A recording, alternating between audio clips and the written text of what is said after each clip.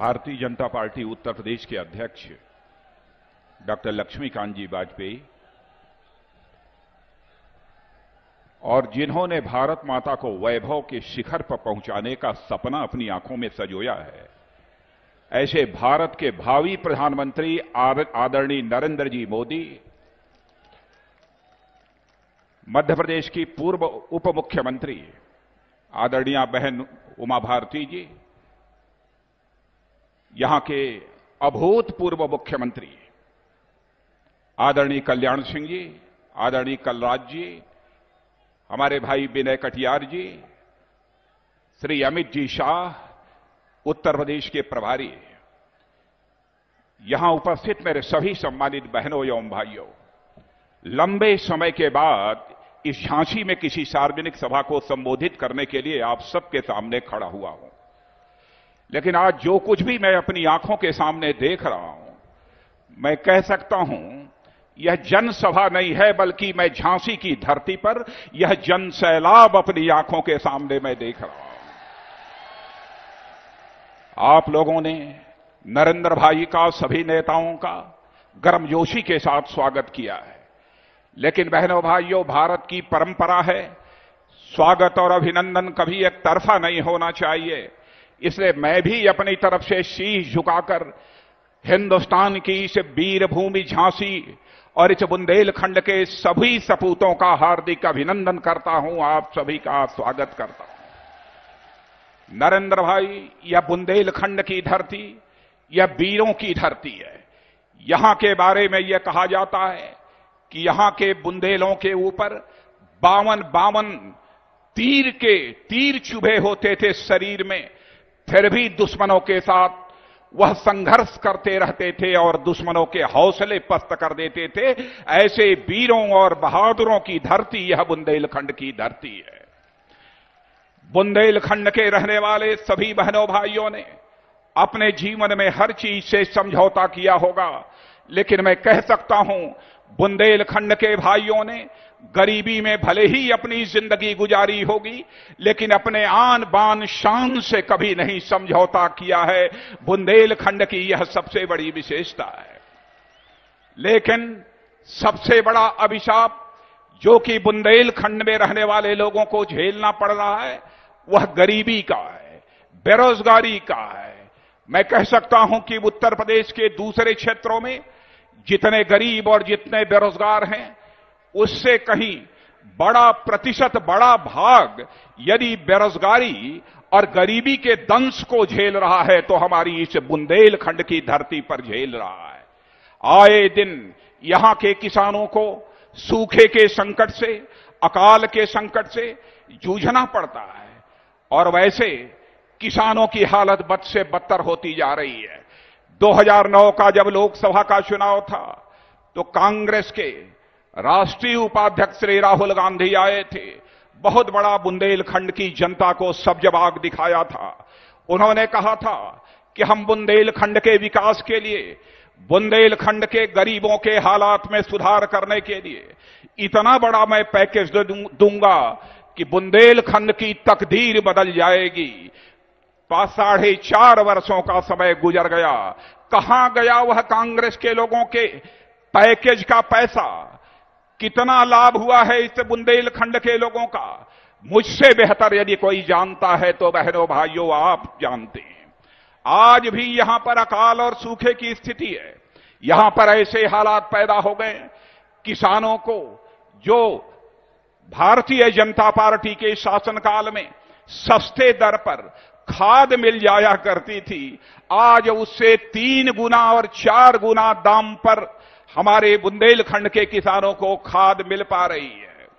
इतना ही नहीं, भूखमरी के लोग शिकार हो रहे हैं, बिजली आ नहीं रही है, पानी का संकट बहुत पहले से ही गहरा है, सड़कें यहां पर दिखाई नहीं देती हैं। अजीबोगरीब हालात इस बुंदेलखंड के बने हुए हैं। लेकिन आज नरेंद्र भाई, जो कुछ भी आपने किया है गुजरात में, उसे मैंने भी प्रत्यक्ष अपनी आंखों से देखा है। और आपने जो करिश्मा गुजरात के अंदर किया है, उसकी प्रशंसा केवल हिंदुस्तान में ही नहीं हो रही है, बल्कि दुनिया के दूसरे देशों के रहने वाले लोग, यहां तक कि दुनिया का सबसे ताकतवर देश अमेरिका भी यदि प्रशंसा कर रहा है तो आपके गुजरात के विकास की वो प्रशंसा कर रहा है। इसलिए मुझे पक्का भरोसा है कि जिस दिन प्रधानमंत्री की बागडोर आपके हाथों में होगी, कुछ ही वर्षों के अंदर हिंदुस्तान की तकदीर भी बदल जाएगी और हिंदुस्तान की तस्वीर भी बदल जाएगी। और बहनों भाइयों, भारतीय जनता पार्टी यह मानती है कि सचमुच भारत माता को हम वैभव के शिखर पर पहुंचाना चाहते हैं, तो भारत माता तभी वैभव के शिखर पर पहुंचेगी जब समाज की अंतिम सीढ़ी पर बैठा हुआ व्यक्ति, समाज का सबसे गरीब व्यक्ति, जिस दिन उसके चेहरे पर मुस्कान आ जाएगी, उसी दिन हमारी भारत माता वैभव के शिखर पर पहुंच जाएगी। आप लोगों ने 6 वर्षों तक इस हिंदुस्तान में भारत माता के सपूत अटल बिहारी वाजपेयी जी की भी सरकार को देखा है। कौन इस सच्चाई को नकारेगा? स्वतंत्र भारत के इतिहास में लगातार 6 वर्षों तक महंगाई पर पूरी तरह से काबू पाने में कामयाबी यदि किसी भारत माता के सपूत ने हासिल की है, तो उस भारत माता के सपूत का नाम है पंडित अटल बिहारी वाजपेयी। आज क्या हालात हो गए हैं, मैं अपने किसान भाइयों को भी यह याद दिलाना चाहता हूं, गांव में रहने वाले लोगों सभी को याद दिलाना चाहता हूं, गांवों को पक्की सड़कों से जोड़ने का सिलसिला आजाद भारत के इतिहास में यदि किसी ने प्रारंभ किया था तो भारतीय जनता पार्टी की सरकार ने प्रारंभ किया था। यह भी आपको याद दिलाना चाहता हूं कि जब तक भाजपा की सरकार इस हिंदुस्तान में नहीं थी, उसके पहले खेती बाड़ी के कामकाज के लिए जब आप बैंकों से कर्ज लेते थे, 14 से लेकर 18% पर आपको ब्याज दर पर जो है कर्ज मिला करता था। बहनों भाइयों, पहली बार 2003 में भारतीय जनता पार्टी की सरकार ने किसान क्रेडिट कार्ड जारी कर 8.5% ब्याज दर पर किसानों को कर्ज मुहैया कराने का सिलसिला प्रारंभ किया था। आगे क्या हुआ है उसके बाद मैं आपको यह भी याद दिलाना चाहता हूं, पार्टी का राष्ट्रीय अध्यक्ष होने के बाद हमारी इस हिंदुस्तान में जिन जिन राज्यों में सरकारें हैं, मैंने अपने मुख्यमंत्रियों से अपील की कि हमारा किसान खेती बाड़ी के कामकाज के लिए यदि बैंकों से कर्ज लेना चाहता है, किसी भी सूरत में 4% से अधिक ब्याज नहीं लिया जाना चाहिए। मैं गुजरात आपको नहीं ले जाना चाहता हूं, आप बुंदेलखंड के रहने वाले सभी लोगों ने गुजरात को नहीं देखा होगा, लेकिन मध्य प्रदेश और छत्तीसगढ़ तो आपका पड़ोसी राज्य है, आपने जाकर देखा होगा। बहनों भाइयों, भाजपा का कोई भी भाजपा शासित राज्य हो, वहां पर हमारे किसानों को 1% 0% ब्याज दर पर कर्ज मुहैया कराया जा रहा है। हिंदुस्तान में भी कोई सरकार करा रही है तो केवल भारतीय जनता पार्टी की सरकार करा रही है। और मैं आपको यह भी विश्वास दिलाना चाहता हूं, जिस दिन भारतीय जनता पार्टी को 5 से लेकर 10 वर्षों तक इस हिंदुस्तान में सरकार चलाने का अवसर मिल जाएगा, बहनों भाइयों, हम लोग अपनी तरफ से पूरी ताकत लगाकर यह कोशिश करेंगे कि हिंदुस्तान का एक भी किसान परिवार ऐसा शेष न बचे जिस किसान परिवार में खेती के अलावा कम से कम उसके एक बेटे को, एक जवान को रोजगार का अवसर न मिल जाए, ऐसा एक भी किसान परिवार शेष न बचे। और मेरे नौजवानों, तुम्हें विश्वास दिलाना चाहता हूं, ना विश्वास हो तो जाकर हमारे जो भी भारतीय जनता पार्टी शासित पड़ोसी राज्य हैं वहां पर पता लगा लेना। इसलिए मैं वही बात कहूंगा जिस बात को भारतीय जनता पार्टी सरकार आने पर पूरा कर सकती है। हमारी भारतीय जनता पार्टी की सरकार आएगी तो यह सिलसिला हम इस पूरे देश में यह प्रारंभ करेंगे। बुंदेलखंड को मैं विशेष आग्रह करूंगा अपने भावी प्रधानमंत्री नरेंद्र भाई से कि यह हिंदुस्तान का सर्वाधिक पिछड़ा क्षेत्र है। प्रधानमंत्री बनने के बाद हमारे इस बुंदेलखंड पर विशेष नजर आपकी होनी चाहिए। और मैंने देखा है कि गुजरात में जो भाग पिछड़ा हुआ था उस पर विशेष तवज्जो देने का काम नरेंद्र भाई ने किया है, इसलिए यह बात मैं उनके सामने कर रहा हूं। आदिवासी क्षेत्र में चले जाइए, अनुसूचित वर्ग के क्षेत्रों में चले जाइए, आपको यह एहसास, मजदूरों के क्षेत्र में चले जाइए, आपको यह एहसास हो जाएगा कि हुकूमत कैसे चलाई जाती है। इसीलिए केवल उत्तर प्रदेश नहीं, केवल गुजरात नहीं, बल्कि उत्तर पूर्व के जो राज्य हैं, नागालैंड, मेघालय और सिक्किम भी चले जाइए, जैसे हमारे नौजवान यहां पर मोदी मोदी मोदी का नारा लगा रहे थे, यही मोदी मोदी की गूंज हिंदुस्तान के कोने कोने में दिखाई देती है। बहनों भाइयों, यदि हकीकत न होती तो शायद यह गूंज लोगों के कानों तक न पहुंचती। मैं अभी अमेरिका गया था, अमेरिका की बात मैं आपको बतलाना चाहता हूं। जो वर्षों से भारत के रहने वाले और हमारे कुछ पड़ोसी देशों के लोग जो कि अमेरिका में रहते हैं, जब मैं वहां पर पहुंचा, एयरपोर्ट से उतरा, एयरपोर्ट से यदि मैं बाहर निकला तो अमेरिका में भी वही मोदी मोदी की आवाज जब मुझे सुनाई दी तो मैंने कहा कि अब वह दिन भारत के आ चुके हैं कि भारत माता को वैभव के शिखर पर पहुंचाने का सपना सजोने वाला हमारा कोई नेता नरेंद्र भाई जिस दिन भारत का प्रधानमंत्री बन जाएगा, उस दिन निश्चित रूप से भारत का भविष्य सुधर जाएगा, हमें पूरा भरोसा है। लेकिन मैं ये कहना चाहता हूं कि बहनों भाइयों, याद रखना, कांग्रेस के लोगों ने जब जब चुनाव का समय आया है, आपको सब जवाब दिखाया है, आपकी आंखों में धूल झोंका है। आज यह कांग्रेस के उपाध्यक्ष राहुल गांधी गरीबी की बात करते हैं, गरीबी की मार्केटिंग कर रहे हैं, जैसे जालिम लोशन की मार्केटिंग होती है, आपने रोडवेज के बसों पर देखा होगा, वैसे ही यह गरीबी की मार्केटिंग कर रहे हैं। मैं पूछना चाहता हूं सोनिया जी, पूछना चाहता हूं राहुल गांधी, हिंदुस्तान की जनता आपसे जवाब चाहती है। इस हिंदुस्तान में 65 वर्षों के इस आजादी के काल में सर्वाधिक लंबे समय तक 58 वर्षों तक अखंड हुकूमत यदि किसी ने किया है तो कांग्रेस ने हुकूमत किया है। तो गरीबी यदि पैदा की है हिंदुस्तान में तो कांग्रेस ने गरीबी पैदा की है, नौजवानों बेरोजगारी पैदा की है तो कांग्रेस ने पैदा की है। आज आकर आपकी आंखों में धूल झोंक रहे हैं, इस सवाल का जवाब उनसे लिया जाना चाहिए।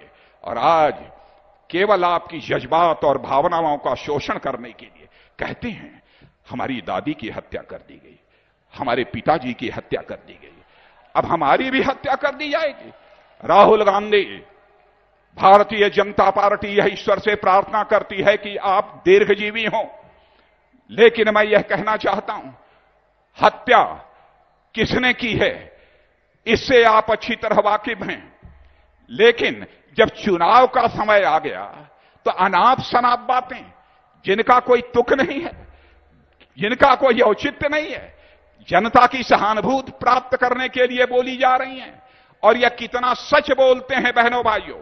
और मैं कहना चाहता हूं, मैंने उत्तर प्रदेश में भी मुख्यमंत्री के रूप में जिम्मेदारी निभाई है, लेकिन हां, मैं इस बात को कह सकता हूं, मुझसे भी बेहतर उत्तर प्रदेश में हुकूमत चलाने का काम किया है तो हमारे बड़े भाई आदरणीय कल्याण सिंह ने मुझसे भी बेहतर हुकूमत चलाने का काम किया है, मैं कह सकता हूं। लेकिन चाहे कल्याण सिंह जी का मामला रहा हो, चाहे राजनाथ सिंह का मामला रहा हो, बहनों भाइयों, जो भी हम लोगों ने कहा है, अपने वचन को हम लोगों ने पूरा किया है, चाहे उसके लिए कितनी भी कीमत हमको क्यों न चुकानी पड़े। लेकिन आज क्या हो रहा है, ये क्या कर रहे हैं?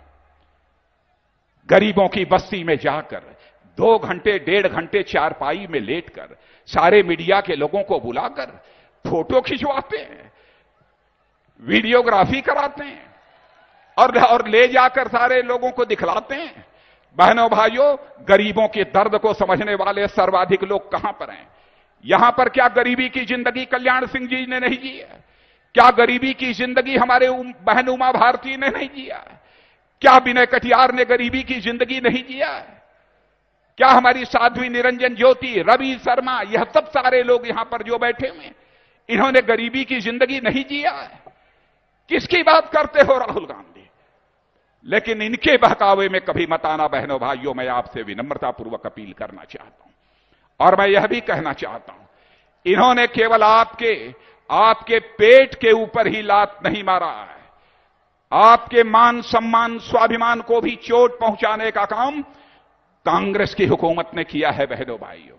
और यह समाजवादी पार्टी, बहुजन समाज पार्टी यहां पर आकर बराबर कांग्रेस की आलोचना करती हैं, एक दूसरे की आलोचना करती हैं, लेकिन दिल्ली में जाकर सपा और बसपा यह दोनों कांग्रेस को समर्थन देने का काम करती हैं। क्या यह उत्तर प्रदेश की जनता के साथ धोखा नहीं है? यहां पर उत्तर प्रदेश में कांग्रेस सपा बसपा एक दूसरे की पीठ खुजलाते हैं, दिल्ली में जाते हैं तो एक दूसरे की पीठ सहलाते हैं। यह तो इनका तरीका है, केवल इस डर के मारे कि इनके ऊपर जो भ्रष्टाचार के आरोप लगे थे उस मामले में सीबीआई के द्वारा क्लीन चिट मिल जाए। तो मेरे सपा बसपा के नेताओं, मैं कहना चाहता हूं, समर्थन दे लिया, अब तो आपको भ्रष्टाचार के मामले में कांग्रेस ने सीबीआई के द्वारा क्लीन चिट दिला दी है। अरे अब तो समर्थन वापस ले लो, अब तो उत्तर प्रदेश की जनता के मान सम्मान स्वाभिमान की चिंता करो। आप ये क्या कर रहे हो? अजीबोगरीब हालात इन लोगों ने पैदा कर रखे हैं और लंबे समय तक बहनों भाइयों बुंदेलखंड की जनता ने सपा बसपा और कांग्रेस की झोली को भरा है। बहनों भाइयों, आज तो मैं यही अपील करने आया हूं, भारत माता के सपूत नरेंद्र भाई को एक बार भारत का प्रधानमंत्री बनाने के लिए बहनों भाइयों भारतीय जनता पार्टी की बुंदेलखंड से झोली भर देना, यही अपील करने के लिए आप सबके सामने मैं आज खड़ा हुआ हूं।